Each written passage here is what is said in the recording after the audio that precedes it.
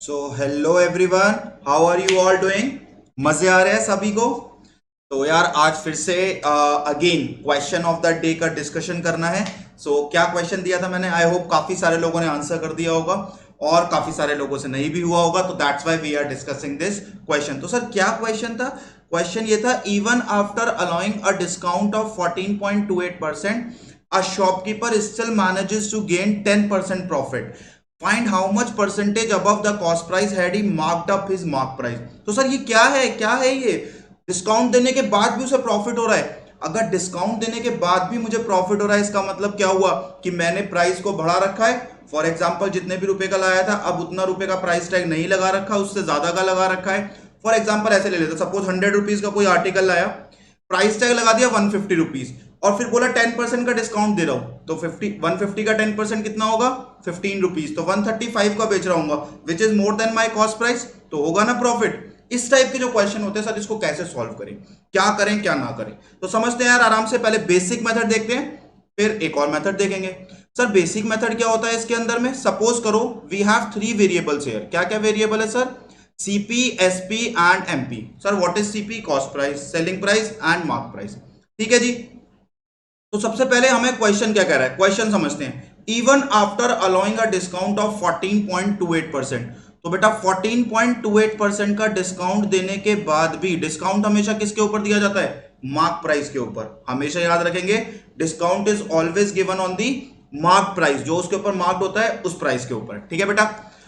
A shopkeeper still manages to gain 10% profit, तो उसके बाद भी 10% का प्रॉफिट हो गया। और प्रॉफिट और लॉस हमेशा किसके रिस्पेक्ट में होता है? With respect to cost price. So profit और loss is always with respect to cost price and discount is always with respect to mark price.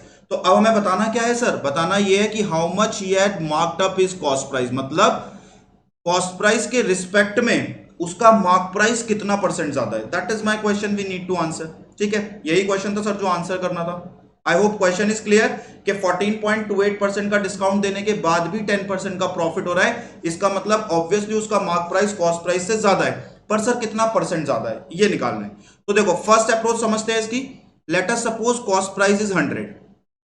क्या करते सर? कॉस्ट प्राइस को 100 मानने वाली अप्रोच कर लेते हैं। तो अगर कॉस्ट प्राइस 100 है तो what is my selling price? जल्दी से बता दो बेटा।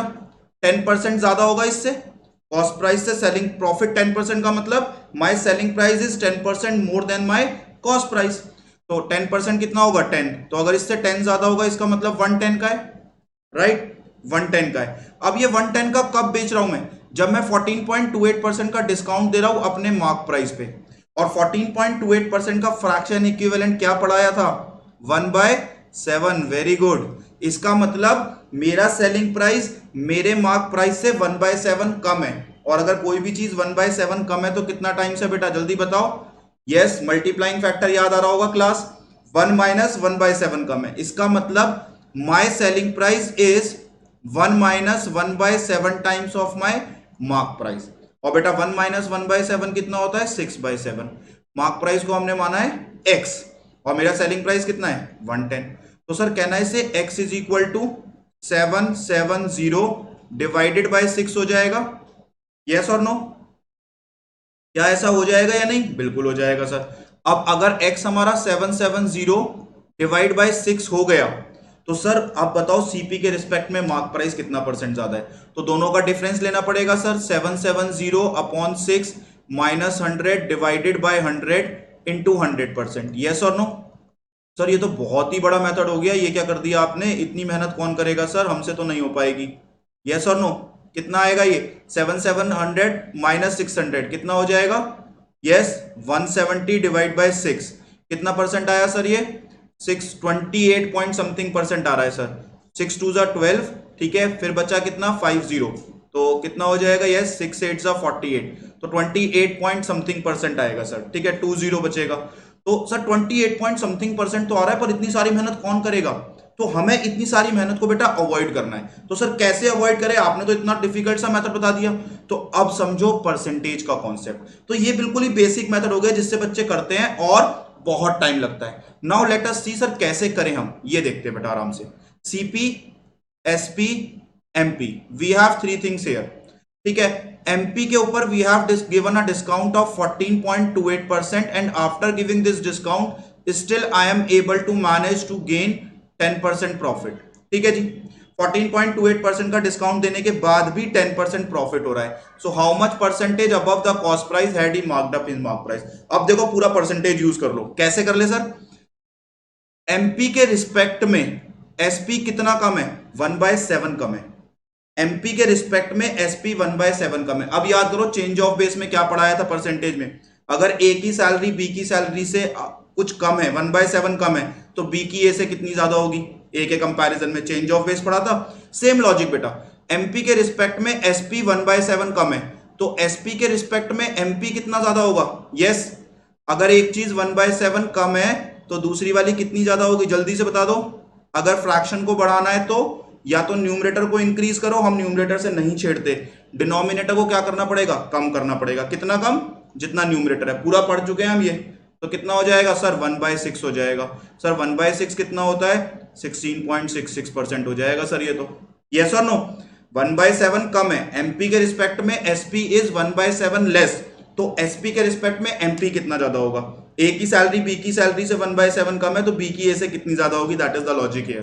तो अगर 1/7 कम है तो ये 1/6 ज्यादा होगा। डिनोमिनेटर को कम करोगे तो फ्रैक्शन बढ़ेगी, तो इसका मतलब ये 16.66% ज्यादा होगा। यस और नो?